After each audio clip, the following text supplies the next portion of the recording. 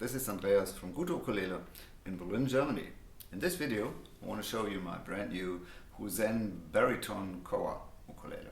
The story with Hozen goes back I think 20 years when we met in Frankfurt at the Musikmesse Frankfurt. Back then we had a music show in Frankfurt a long time ago, where I bought a tenor ukulele from him that I play ever since. And when I started my shop, I think 11 years ago, of course I had to carry maestro, and when Hozen invented his own line of ukuleles, I had to carry those as well. Last year at NAMM I saw the first tenor ukuleles where I bought a couple from him, and this year I saw two baritones at his NAMM booth, and I had to order the baritones as well because I love his instruments. They're just lovely. So let's go over the specs real quick.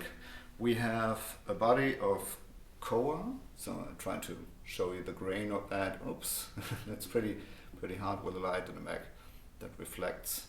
But I guess you can get an idea of how lovely this Koa is. You can see it on my website, the photos. I think that's better. So we have a body of full Koa. We have a binding, ebony binding with, I think it's a maple purfling, and we have this lovely, again, this lovely rosette made of mother of pearl. The inlays in the fretboard are as well mother of pearl, and also this thing here in the headstock that is to represent an H for Hozen is mother of pearl. This here, Hozen calls it Oshida style cutaway, which is very elegant and very good for both. The right hand, if you do the wind up picking, so this edge is not in the way, and also of course the cutaway gives you the freedom to play up here. We have the bevel, which makes it comfortable when you play hours and hours that you want to do with this ukulele, and then we have the sound port so you can hear yourself better. We have the bridge is grenadillo, the fretboard is ebony, also the headplate is ebony. We have the back stripe and the center stripe is ebony. What else? The neck is mahogany with carbon fiber rods to make it stronger so it will not bend. We have Worth strings with very low tension, as Worth is known for.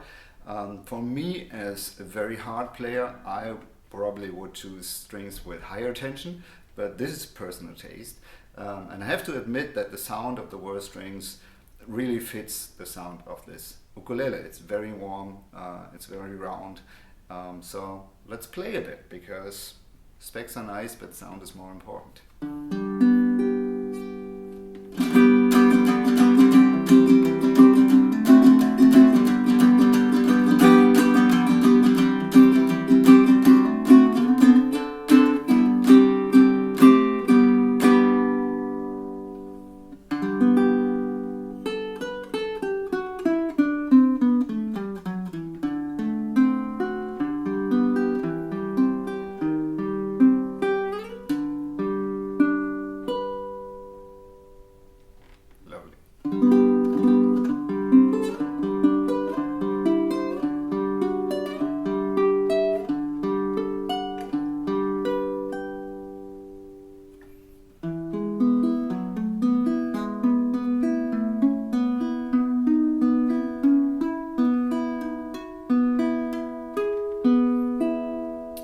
I always like to play those 6 on the top 2 strings and the thirds and A on the low 2 strings, and always have 2 open strings with it.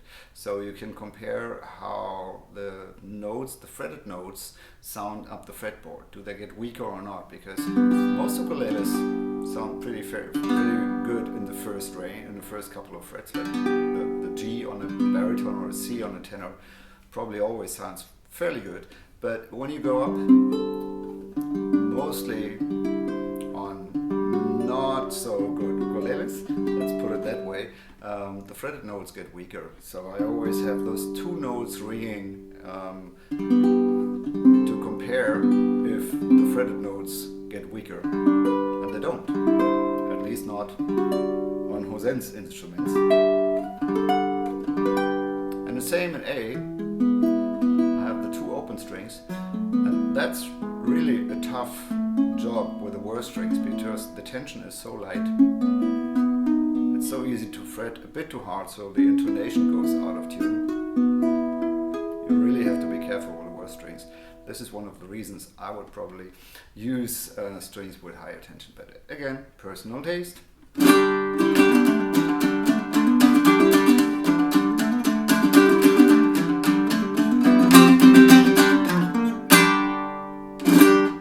As you can hear, you can also play Tommy Emanuel.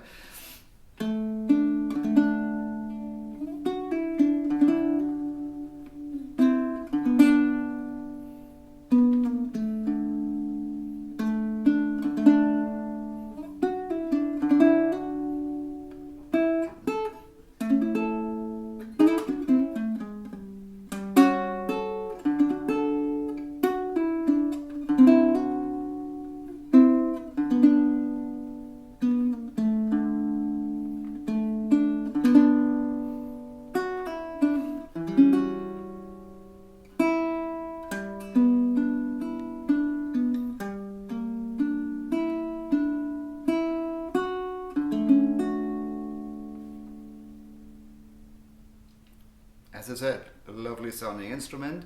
Check out my website www.gute-ukulele.de and then you can find out more about this lovely baritone from Hozen.